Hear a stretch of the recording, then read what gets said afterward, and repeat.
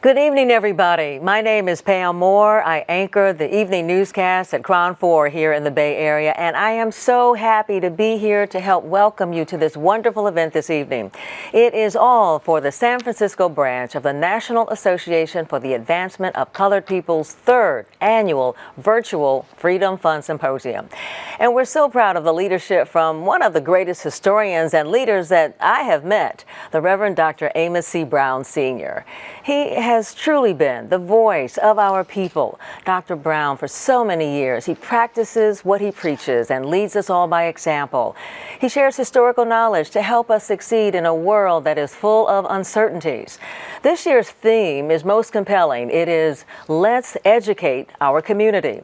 The San Francisco NAACP branch acknowledges that the community must stand up for social justice, stamp out hatred, and demand reparations for the harm endured for hundreds of years.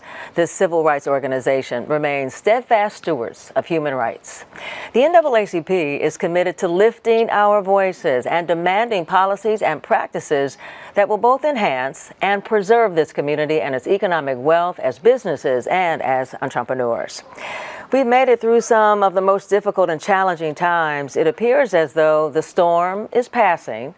The NAACP vision for 2023 is that everybody will resume the activities which were abruptly halted for nearly 3 years because of the pandemic. Thanks to the dedicated community members, the committee members, the San Francisco branch continue to focus on the work of planning this year's virtual Freedom Fund Symposium. Reverend Dr. Amos Brown Sr., president of the San Francisco branch, will be speaking with articulate guests and exploring this year's theme and our future. This reminder: the NAACP has improved the social, the economic, and political conditions for African Americans and other minorities more than any other organization in the history of America. We're so grateful that in 1922, this branch was chartered in the city and the county of San Francisco. And in this city, the branch continues celebrating more than 100 years of service to the people. So those who are virtual members and guests, prepare to receive the knowledge tonight that will hopefully help us all develop an even brighter tomorrow. Please enjoy the program presented to you this evening by our youth and adult panelists. Have a marvelous evening.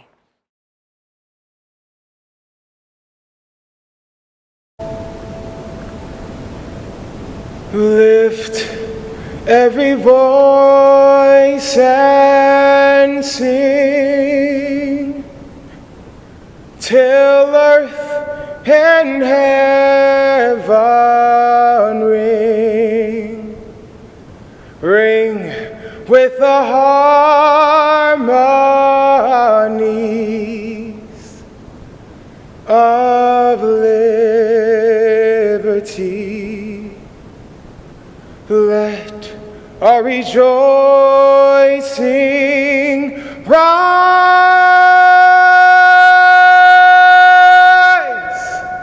high as the listening skies. Let it resound loud as the rolling sea. Sing a song full of the faith that the dark past has taught us. Sing a song full of the hope that the present has brought us, facing the rising sun.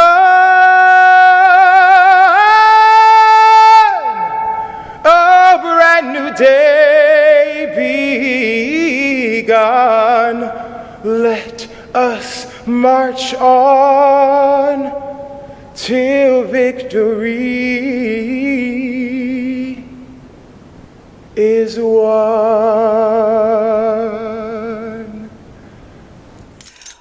We thank and honor our young people for preparing themselves to present to us during this virtual presentation. It is my pleasure to present, on behalf of the NAACP, a certificate and a gift card to the young students and graduates who have participated this evening. The first presentation will go to Miss Aurora Amachu of the School of the Arts Academy and Charles Tinley Academy at the Third Baptist Church. Our second presentation will go to Miss Haley Riggs, who is the harpist, and she is also a student at the School of the Arts Academy in San Francisco. The final presentation recipient is going to be Miss Victoria Smith, who is a graduate of the Bethune-Cookman University. My name is Adora Macri, and the song I'm going to be singing today is I Still Want You by Tremaine Hawkins.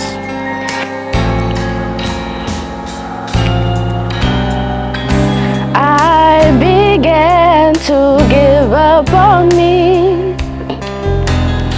when I took a look at reality. I said, what am I still fighting for? Lord, you don't need me anymore. It must have been something that I had done to make you choose another one. Why am I still in this race? I know I'm losing my place. That he told me I still want you. I still need you.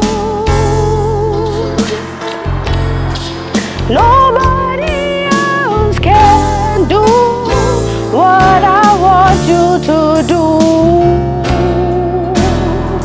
That's why I created you.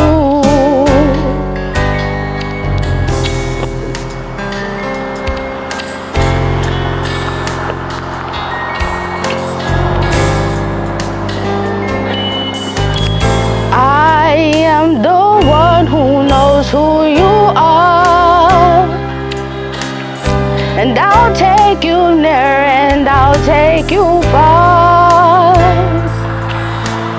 I'll never leave you alone. You'll never be on your own. He said, now don't you worry, I don't forget.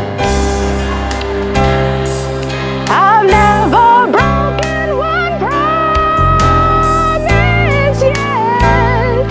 You must begin to see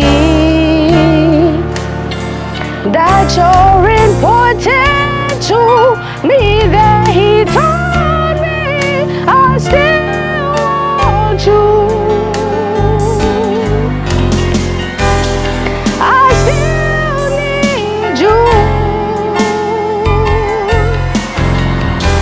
Nobody else can do what I want you to do. That's why I created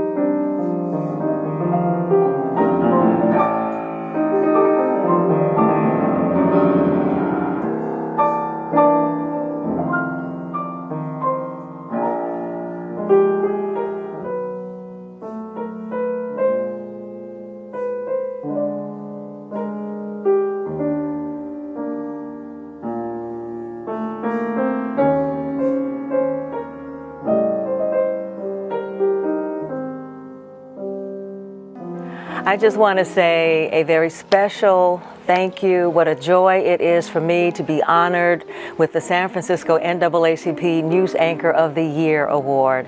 This is really an awesome recognition for me. You know, we have all come through some very difficult and challenging times in this country and in our own communities. And reporting on these news events has been emotional for all of us who care about our work, who care about our neighbors, and who care about the places where we live. So it's with my deep appreciation to Reverend Amos Brown, to the board and the membership of the San Francisco NAACP for this award. I hope that I continue to live up to your expectations, and please know that I am deeply honored and grateful. Thank you very much.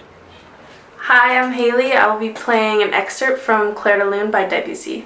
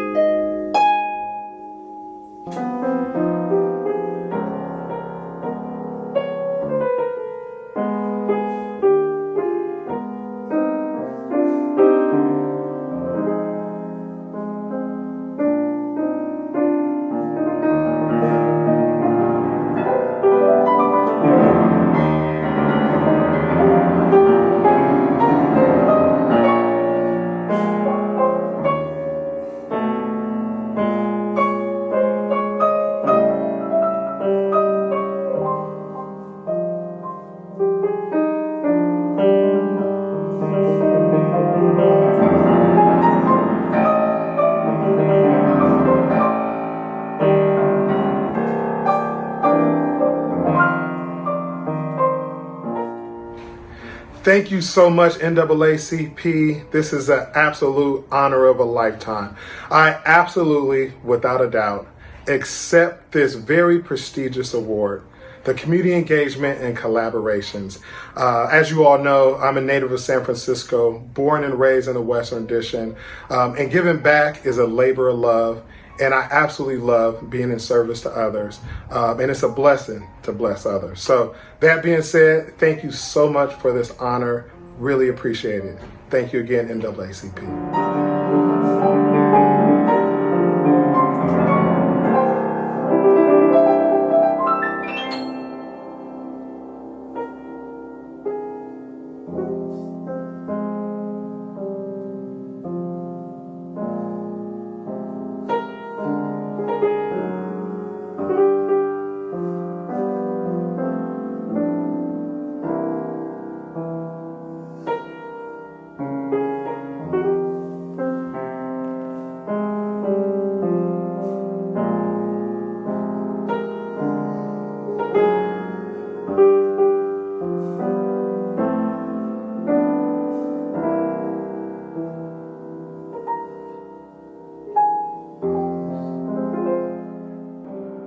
Good evening. Good evening. My name is DeAndre Brookter, and I want to first and foremost say thank you to you all for being here this evening. And I also want to say thank you from the bottom of my heart, as I'm absolutely honored to be receiving the Community Building and Development and Social Justice Award. I'm actually traveling right now, but wanted to make sure that I provided this video for the NAACP to say thank you again for the honor. I want to applaud Reverend Amos Brown for his long-standing and outstanding work with the NAACP and what it does in regards to civil rights, human rights, and social justice services, not even just in San Francisco, but of course across the nation, for his due diligence and partnership and spearheading our chapter locally in San Francisco. I also want to give a big shout out and congratulations to my friend and my brother and Derek Brown on his award. Tonight is not just my night or a night for the NAACP, but also a night for D Brown. So let's keep crushing it. So again, from me, all the work that we are doing in our community in Bayview Hunters Point at Young Community Developers, we see you, we hear you, we value you, and we will continue to do the work. We will continue to keep up the good fight to ensure that we take folks out of generational poverty and begin to move towards generational wealth. I want to say thank you again. I'm so happy to be here, and it's just great to be with you all and be able to spend time, even though it's virtual. So thank you again. Hi, I am Victoria Smith, and this song is The Greatest Love of All, performed by Whitney Houston. I believe our children are our future. Teach them well and let them lead the way. Show them all the beauty they possess inside. Give them a sense of pride to make it easier.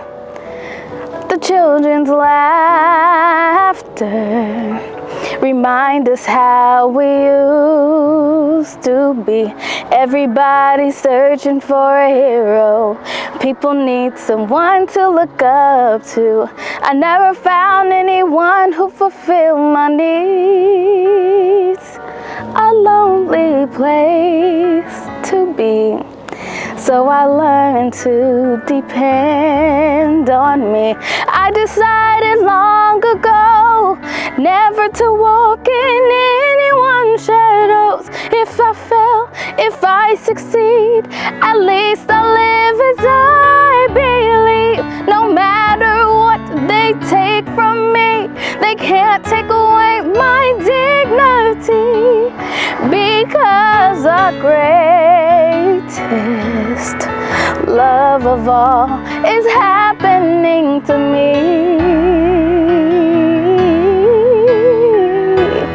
I found the greatest love of all inside of me. The greatest love of all is easy to achieve. Learning to love yourself is the greatest love of all.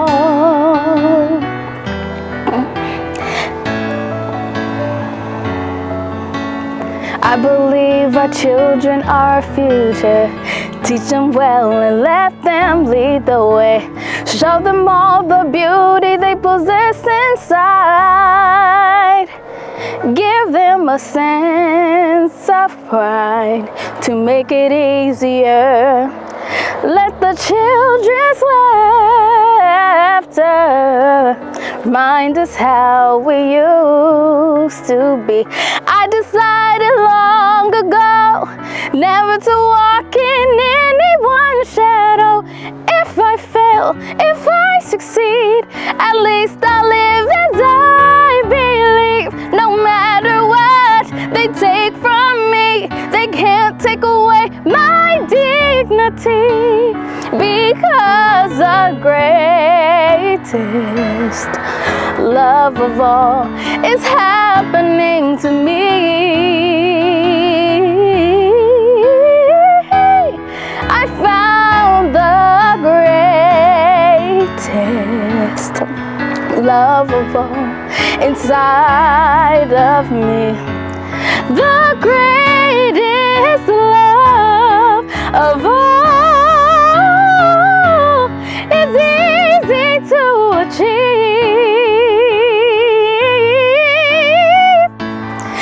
Learning to love yourself is the greatest love of all.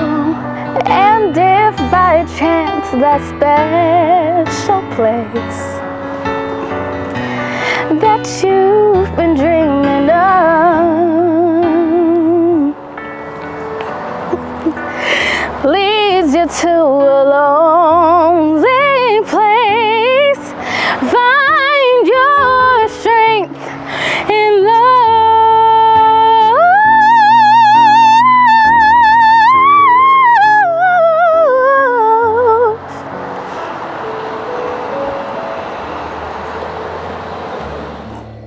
This is Pastor Amos Brown, Senior Pastor of Third Baptist Church and also President of the San Francisco branch of the National Association for the Advancement of Colored People. It is significant that the faith community in San Francisco, the civil rights community, and specifically the San Francisco branch are engaged in a struggle to make San Francisco live up to its name of being a city of St. Francis, where there is the experience for all people to have equality of education, equality of opportunities for housing, affordable housing, to be able to receive adequate health care. All of these amenities, all of these rights are not available to African Americans in this city. So that's why NAACP, since 1909, has been fighting nationally. And here in the Bay Area, since the 20s. This should not be the case, but because America has not lived up to the fact that our original sin is racism. Our age-old problem is injustice being perpetrated against black people. So in this annual gala, we're saying again, we need to roll up our sleeves, all hands need to be on deck, so that number one, here in the city and county of San Francisco, the educational system, San Francisco Unified School District, needs to live up to its obligation to make sure that African Americans have quality educational opportunities. And that means also that the black community be free of discriminatory practices, as is the case with the admissions policy at Lowell High School. Lowell is a public school. And as a public school, the only admission requirement should be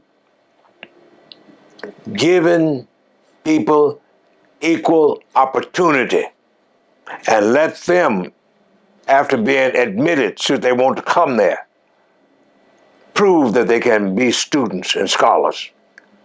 And by the way, I should say parenthetically, there should be the support services in that school, so that children will feel, students will feel that they are part of a community and they are not excluded. That's the number one problem in the educational opportunities in this city. But when we deal with Lowell, we will be ready to address the education of our children. Lowell must, I repeat, be resolved, or else we will prove again that quality educational opportunities are only available for certain people who represent an elitist class, a privileged group, but justice and equality should be for all. Next is a very important matter that the NAACP is saying again as we gather for our gala. Health. We are the sickest people in this community. Not because there's something faulty about our genes, but we're sick because of a lack of health care. We're sick because there has not been adequate remedial programs to teach people how to take care of their bodies and to make sure that even in their homes where they live, there is not the toxicity of environmental injustice. Unfortunately, African Americans make up about 70 to 80% of the population in public housing.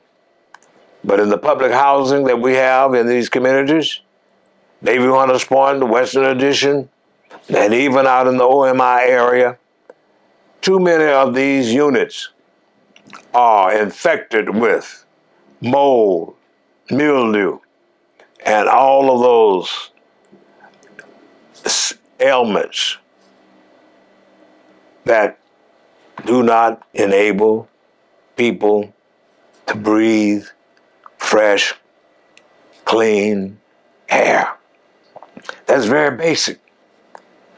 And related to that, we need to be addressing the issue of mental health. Mental health.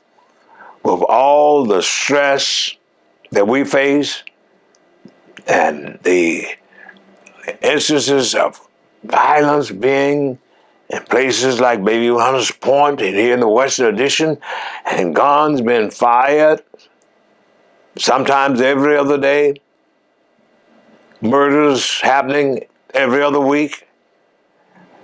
That kind of a social setting takes its toll on the lives of people. They are experiencing post-traumatic stress syndrome. Why? Because authorities, psychiatrists too, are saying that when people do not feel that they belong, it causes a psychosomatic reaction that creates illnesses such as hypertension, strokes, etc. And don't say anything about asthma, where there's a whole lot of environmental injustice in Davie Hunters Point. Bronchitis. And many people just don't think of the fact that it wouldn't be good for them to live in that kind of a condition. And yet they go on their merry ways and never think about the fact that African Americans, followed by Latinos and Native Americans, have not received holistic, adequate health care. So we are saying we need all hands on deck to recruit more black health professionals, including psychiatrists, doctors, dentists. I contend that if they recruited us to work in the shipyards back in the 40s that came from Mississippi, Alabama, Georgia, and Texas, to do that cheap labor, to help build the economy of this city. Now, if we could recruit people to do that kind of work, we can also go to these HBCUs throughout this Southland and recruit black health professionals to come to this city and make it also affordable for them to have housing, adequate housing. Other communities have made these villages available for professionals. They've been talking about it out on the west side here in San Francisco. So we can do the same thing for black people that we're doing for others. So that answers, in my estimation, what needs to be done in the area of health, mental health, physical health, and environmental health. Another major area is that of economics. Not just jobs. We need successful black business enterprises in this city. We just should look at the situation in the Fillmore. Oh, back in the 40s, there were many businesses there. It was a jumping, thriving community.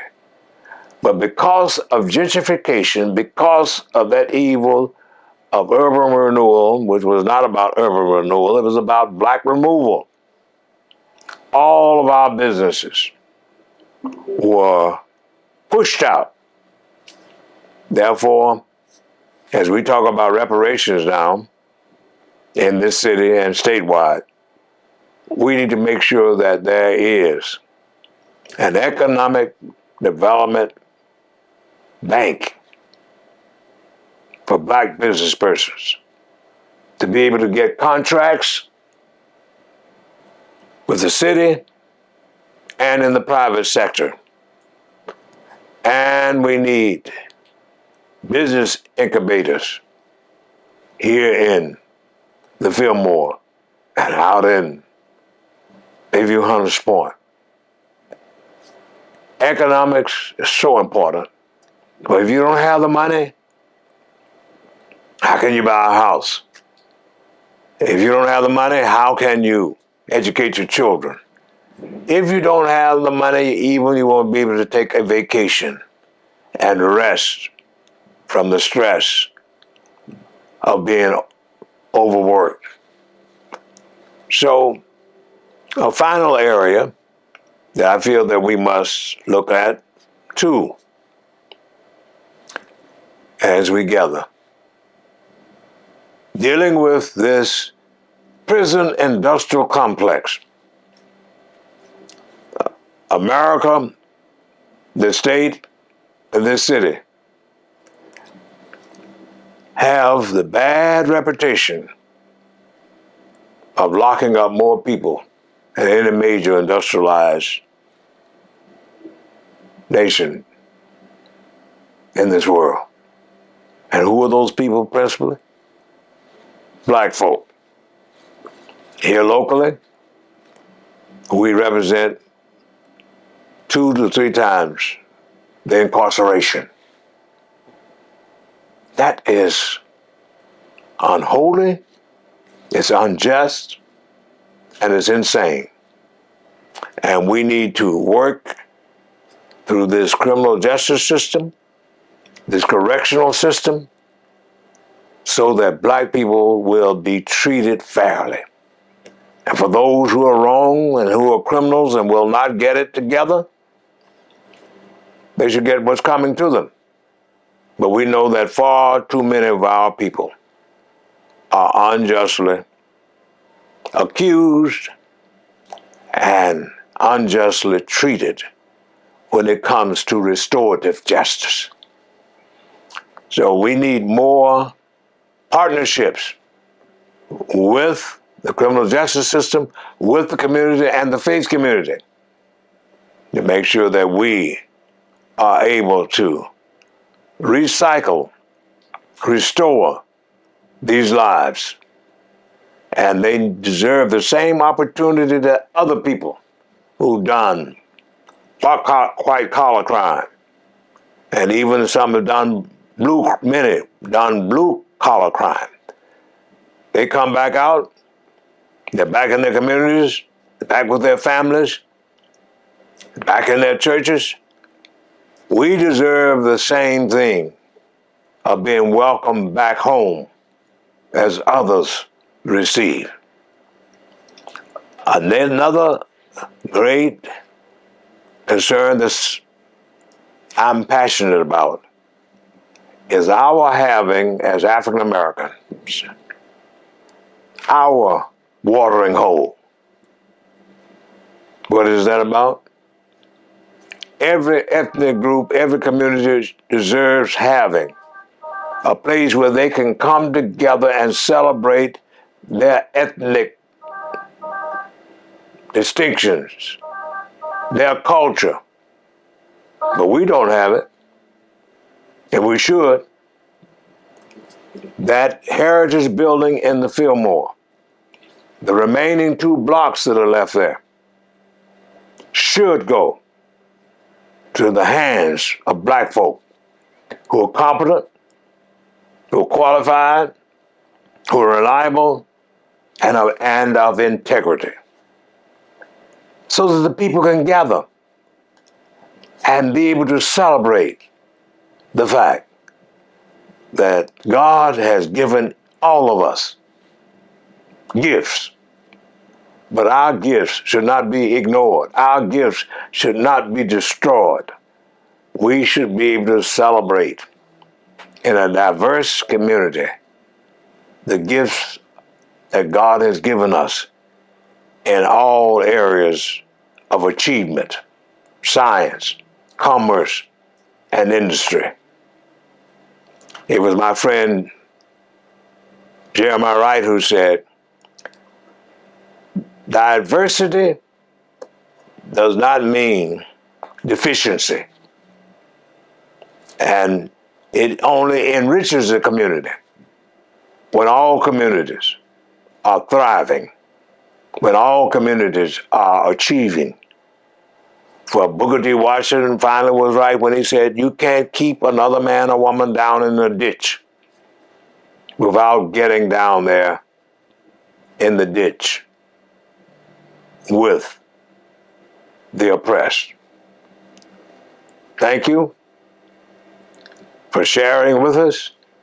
Thank you for celebrating the fact that the San Francisco branch is in business, thriving, doing well, and we commend Ms. Cassie Cook, who has served as our chairperson for several years, Reverend Arnold Townsend, Ms. Ruth Mays, and many, many others who give us the opportunity of celebrating what we have done. Thank you.